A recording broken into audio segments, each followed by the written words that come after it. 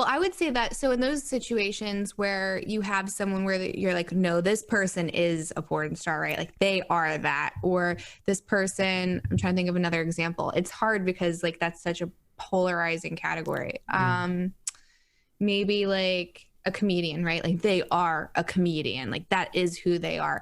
I think if you were to still strip away the job title, like just the external characteristics that people stereotype with that is just, that's who they are, right? So like you might have someone that's just very attention seeking and promiscuous, and they're, you know, reckless, all of these like negative stereotypes that people associate with a porn star. Like I feel like no matter, that person could work at Target and they're still going to be portraying those behaviors. So I would say like they're still not their job. Like just all of those stereotypes are just who they are, and then it just happens to match their career. Yeah, we should start asking who I'm trying to think of a good question. Who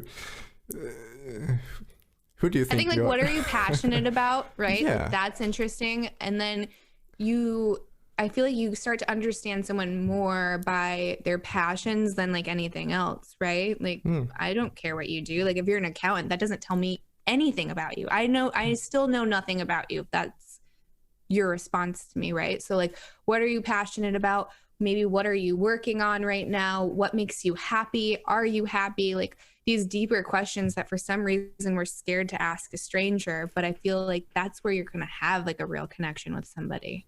That's a great question to ask. What are you working on, and what are you passionate about? Because I mean, if someone asks me what are you, or what do you work with, what's your job, like profession, I work in a retail store selling technology. And I enjoy it. I'm getting paid very well, surprisingly well actually. But and I have great colleagues. Everything's great. But that is not me. I'm not a cashier.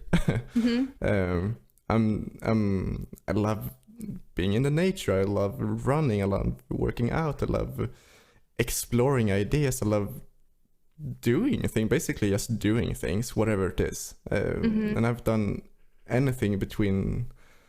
I feel like I've done everything soon at this point.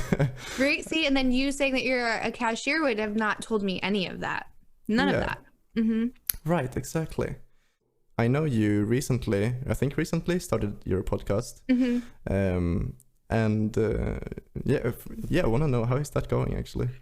It's actually going surprisingly well. I was super nervous. I had been talking to my husband about doing it for probably like over a year now, maybe closer to 2. And I just never pulled the trigger because we talk about vulnerability, right? And you talk about that on set, but I don't think there's anything more vulnerable than putting your mind out there and your beliefs out there. So when those things are just they're able to, you know, be exposed and have people like throw these metaphorical rocks at it, like that's scary, right? Because they're not attacking me.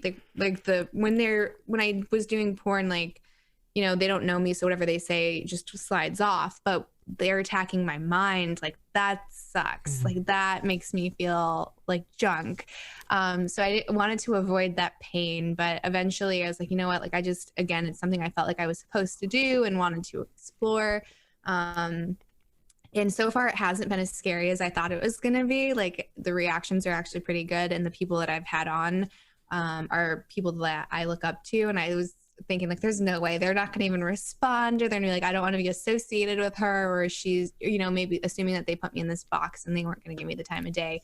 But so far it's been amazing. And I've been able to have conversations that people are shocked I'm having. They're like, oh, I didn't know she thought, right? Like these crazy concepts. Like, yes, I'm still a person. Like I fully exist outside of this vacuum that you think is just Eva, right? Like Candice is a real person that's relatively well-rounded. So yeah, it's been going pretty good. I have very high expectations for myself. So when I underperform to my standards, I start to like bully myself a little bit. But I need to learn to just kind of like have that gratitude and just enjoy the ride and do what I can and then see what happens. Right. And in the beginning, you mentioned how you're afraid of putting your thoughts out, and I'm sure you're definitely not alone on that one. Because although personally, I feel like I've gotten way more comfortable with time, with the years. I mean, I'm only 21. I speak with like I'm 50, but yeah. Through my teenage years, because that's the age I'm a bit after. I've gotten a lot more comfortable with just being me, I guess. This is me, do what you want with it. And I believe certain things, you may not believe certain things, but that's okay, because we are still humans and we can still have a conversation about it.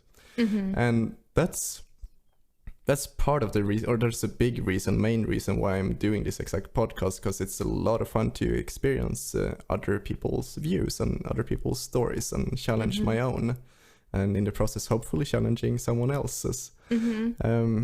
But connecting that, putting yourself out there, because you have a very large social following on different platforms, do you face a lot of backlash still today, and do you struggle with it, or have you kind of started brushing it off?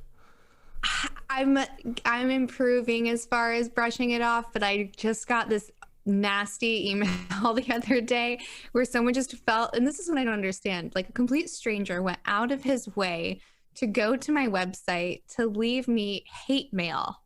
Like, you should be doing something else with your time, right? Like, there's so many other things you could be doing than yelling at someone you don't know. And it was something like it was the standard that, like, who do I think I am to have a podcast, because all I've ever done is shoot porn, so therefore anything else I do is invalid, and this whole thing.